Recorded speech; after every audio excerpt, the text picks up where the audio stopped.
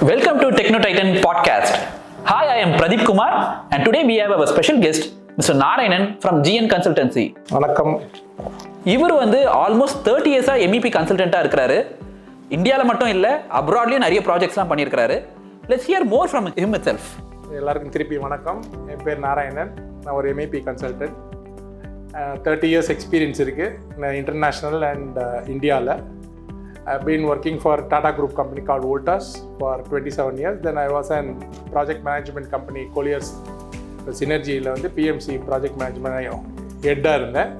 Now I have started my own company called GN Consultancy and an advisory role, which we are expert in MEP services, where we give special advice to the apartments, hospitals, apartments and other individual bungalow, where we can work very clearly on the MEP services. Sir, நம்மளுடைய first question sir, இப்போ வந்து பார்த்தீங்கன்னாக்கா எப்படிலாம் வந்து ஒரு building owner, அது residential ஓனராக இருக்கட்டும் இல்லைனாக்கா ஒரு கமர்ஷியல் பில்டிங் ஓனராக இருக்கட்டும், இவங்க வந்து மெயினாக எப்படி பிளான் பண்ணணும்? ஒரு பில்டிங்குனாக்கா MEPயை எப்படி பிளான் பண்ணணும்? இனிஷியலாக வந்து ஃபஸ்ட்டு எல்லாருமே வந்து they go with architect. So developer முதல்ல ஆர்கிடெக்ட் கிட்ட போவாங்க. ஸோ ஆர்கிடெக்ட் என்ன பண்ணுவாங்க, அவங்க basic design they will give it.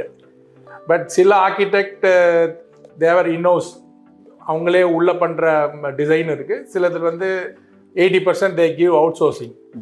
So outsourcing பண்ணுறது என்னன்னா, architect with have own plan. அவங்களுக்கு தெரியும் இப்படி வரும் கிரில்லு, அவங்க 3D விஷன் மாதிரி they have a own vision to see how the services comes. But when come to the design, அவங்க என்ன சொல்லுவாங்க, இங்கே வந்து ஒரு ஏர் கண்டிஷன் கொடுங்க. ஃபார் எக்ஸாம்பிள் ஐம் டெல்லிங், ஏர் கண்டிஷனோ இல்லை ப்ளம்பிங்கோ இல்லை ஃபயர் ஃபைட்டிங்கோ கொடுக்குறதுக்கு அவங்க சொல்லுவாங்க இங்கே ஒரு ஏர் கண்டிஷன் கொடுங்கன்னு சொல்லிடுவாங்க. ஏர் கண்டிஷன் டிசைன் என்ன பண்ணுவான், அவன் ஒரு மைண்ட் செட்டில் வந்து இங்கே ஒரு யூனிட் கொடுப்பான். அவனுக்கு தெரியாது இங்கே கேசிட் யூனிட் வரணுமா, இல்லை FCU வரணுமா, இல்லை CUC வரணுமா, AH வரணுமான்னு. ஸோ லேட்டர் ஸ்டேஜ் என்ன ஆகும்னா, when they go for architect எல்லாம் ஃப்ரீஸ் பண்ணிவிடுவான். அவன் வந்து ஃபுல்லாக சர்வீசஸ் முடிச்சுடுவான், இன்டீரியர் முடிச்சுடுவான். ஆல்மோஸ்ட் டிசைன் க்ளோஸ் ஆன அப்புறமா தான் ஏர் கண்டிஷனோ இல்லை other services get in to that. அப்போ அவங்க சொல்லுவாங்க, இல்லை இங்கே எனக்கு கிரில் வேணும், இங்கே ஒரு வால் ஓப்பனிங் வேணும், இங்கே வந்து கோர் கட்டிங் வேணும் அப்படின்னா there is a problem. Then there will be conflict. Okay. அப்போ 90% there is no perfect coordination between all the MEP services, I will say, because it is individual specialty. Air condition தனி designer இருக்கான், fire fighting தனி designer இருக்கான், plumbing தனி designer இருக்கான். In abroad we have BIM. So BIM we do that so that all has been coordinated and we'll give a single drawing to do it. But இங்கே அப்படி கிடையாது. இங்கே வந்து எல்லாமே individual.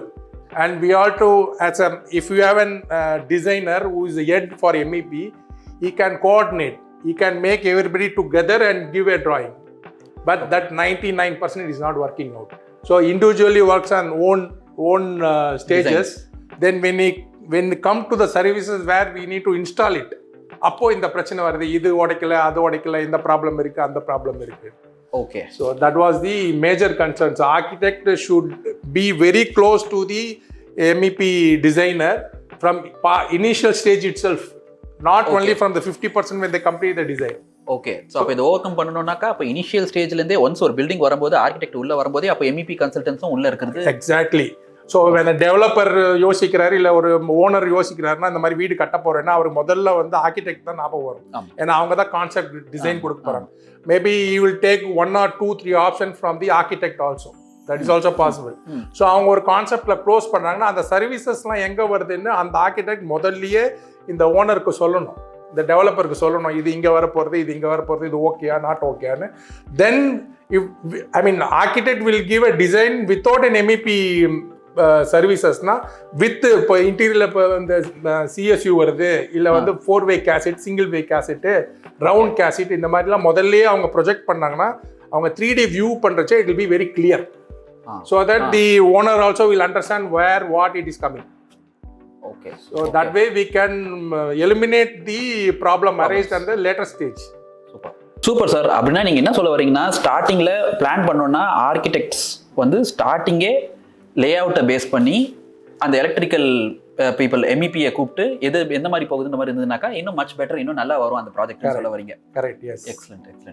இந்த லைட்னிங் அரஸ்டர்ஸ், இந்த லைட்னிங் முக்கியமாக தண்டர்ஸ்டார்ம், ELV ப்ராடக்ட்ஸ் முக்கியமாக வந்து இந்த 12 வோல்ட் 24 வோல்ட்ல ஒர்க் ஆகிற ஐட்டம்ஸ் வந்து ப்ராப்ளம். அதுதான் ஃபர்ஸ்ட் அடி வாங்குறது, ஃபர்ஸ்ட் பேர்ன் அவுட் ஆகுறது அதுதான். அப்போ அது பேர்ன் அவுட் ஆகாமல் இருக்கணும்னா அப்போ என்ன மாதிரியான சேஃப்டி ப்ரிகாஷன்ஸ்லாம் எடுக்கணும்? when they get into agreement with the international MNC company, they have a rules and regulation. So இதெல்லாம் பெஞ்ச் மாதிரி தான் பைபிள். இதெல்லாம் நீ RFI பண்ணாதான் நான் அந்த பில்டிங் எடுப்பேன். வி ஆஸ் எ ஸ்டாண்டர்ட் நாங்கள் என்ன பண்ணுறோம், டிசைன்லேயே ELVக்கு தனியாக லைன் கொடுத்துருவோம். We don't mingle the line with electrical.